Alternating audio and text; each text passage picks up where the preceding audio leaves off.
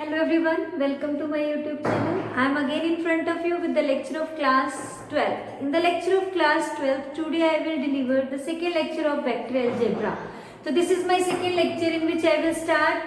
I will solve the exercise 10.1 and some question of 10.2. Before starting that exercise, I will tell you, I want to give the introduction of the addition of vectors and multiplication by a scalar.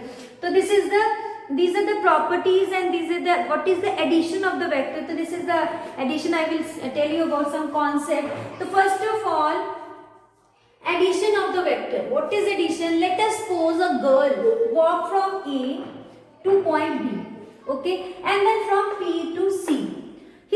Her net displacement, that is represented by AC, that will equals to AB plus BC, right? So I will write it as AC is equals to AB plus BC. This is the net displacement of that girl which moved from one place to the another, then another to the third one, A to B, B to C. The net displacement, I will repeat again, the net displacement is given by AC, that will equals to AB plus BC. So this is known as the triangle law of vector addition, okay. Now I will take it the little bit change in this. This will equals to AB plus BC equals to AC. But if I want to change this AC into a CA, there is a negative sign between this. Okay. Okay, I will put the value negative CA in this place AC. So it comes here become plus CA. That means AB plus BC plus CA. That will equals to AA. That means the girl that start from A to again reach at A, their full displacement, their net displacement becomes 0 because his initial and final position is same. The net displacement is 0. So this is the way to find out that means a triangle. In a triangle, if we taken all the points in a order, the net displacement become 0, right? So now come to the second law, that is parallelogram law. Parallelogram law says that if there are two adjacent vectors lies on the adjacent sides of the parallelogram like this A and B, then its resultant, its sum, that is A plus B, is given by the diagonal of that parallelogram. So that if we have two adjacent vector A and B on the adjacent sides of the parallelogram, then their sum, that is A plus B, is represented by the diagonal of the parallelogram. And this is known as parallelogram laws of vector addition. So there are only two laws. First is triangle and second is parallelogram law. Okay. Now come to the properties of vectors. There are three properties of vectors. First is A plus B is equals to B plus A. That means it holds the commutative law. Okay. Now second is A plus B plus C. That means if we add first two and then add third vector, the answer will remain same if we add last two vector then first vector. This is the associative law. It is applicable in the addition of vectors. Now third, there is an additive identity also, that is represented by the zero vectors. The A plus 0 vector is equals to A vector, then 0 plus A vector. Okay. Now come to the multiplication of scalar by a vector. If there is a multiplication, their magnitude is equals to that constant as well as the magnitude of A. The value will remain same. Okay. Now unit vector. What is unit vector? A cap. It is represented by A cap, that will equals to A vector upon magnitude of A vector. So this is A cap. We will use this formula to find the unit vector. Okay, so I will do the question on the basis of this. Before that, we will do the component of the vectors. Now come to the components of vector. For example, we talk about the point P having x, y, z components. These are the scalar component. If I talk about the vector component, along x-axis we have xi cap, along y-axis we have yj cap, and along z-axis we have zk cap. So how we will write the component of the vector? It is written by, like we have OP point. OP is xi cap plus yj cap plus zk cap, means the addition of three component x, y and z, like this. If I talk about the magnitude, that will equals to represent by r vector magnitude, that is under root of x component square plus y components square and the square of the z component, and taking under root of this, this is the magnitude. Let us suppose we will take two vectors. I will tell you how to do the addition and subtraction.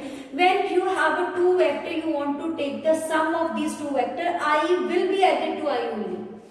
Okay, j is added to j only, like this, a2 plus b2, a3 plus b3, yani ki 3k vectors is added only. I and I will added, j and j, k and k will added. I will not be added into the j and j will not be added into k, but means alternative addition is not there, only you have to add I, j with j, k with k. Same procedure is along with the difference of a and b, a vector minus b vector, that means you have to subtract these two components that is present in I, and you have to subtract that component which are present in j. You have to subtract third k components, a3 minus b3, a2, like this, I, j, k. Now, if two vectors are equal, that means if a and b are equal, that means a1 equals to b1, a2 equals to b2 and a3 equals to b3, right? At last, when I talk about the scalar multiplication, if you want to multiply lambda a vector, it will equals to lambda a1 I cap, plus means lambda is multiplied with each term, a1, a2 or a3. This is lambda a1, lambda a2 and lambda a3. It is multiplied with each component of the vector. So this is a component of the vector. Now I have some observation. I will write that observation related to the vectors.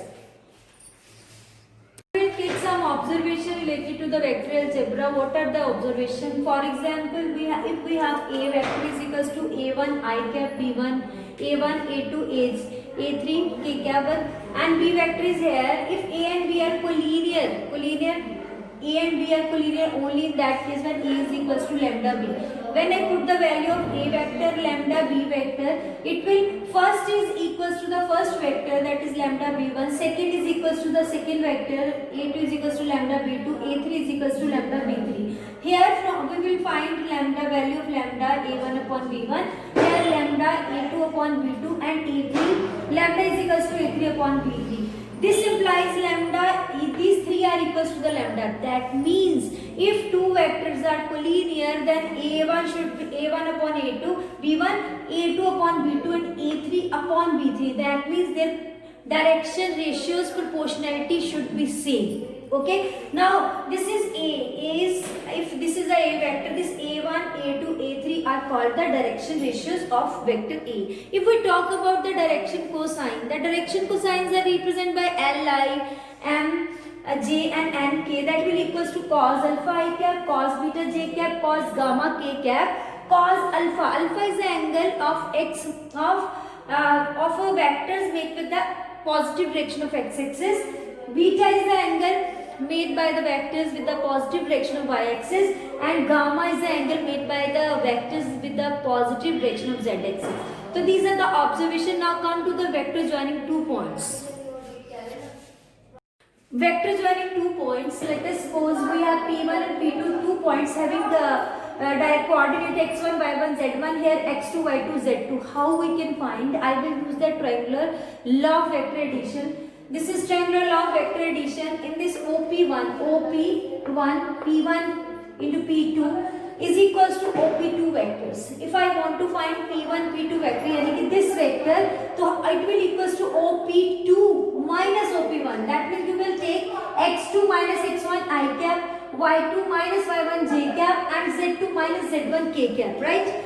Now we have the section formula in a coordinate geometry class 10th. You have already studied these formula, section formula that is possible, that is in coordinate geometry. Now this time it is in a vector algebra. Let us suppose this is OR vector. It is made by the section this m ratio n, and it is cut by in a ratio m ratio n. So how we can find OR vector, that is represent R vector.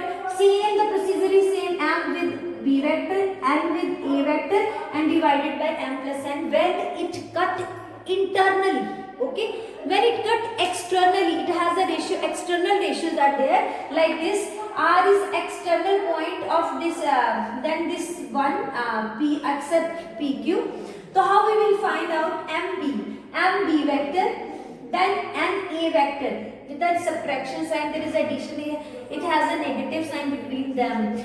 If R is the midpoint of A and B, so how we can find R without any ratio, that is ratio 1 ratio 1, then we will take the R is the midpoint of PQ. That means OR vector is equals to sum of these two vectors divided by 2. So these all are the formula which are present in exercise 10.2. I will do the 10.1 exercise, the solution of 10.1 exercise and 10.2 exercise in the next video. Till that time, revise these all formulas so that it is very easy for you to understand exercise 1 and 2. Till that time, take care. Bye bye.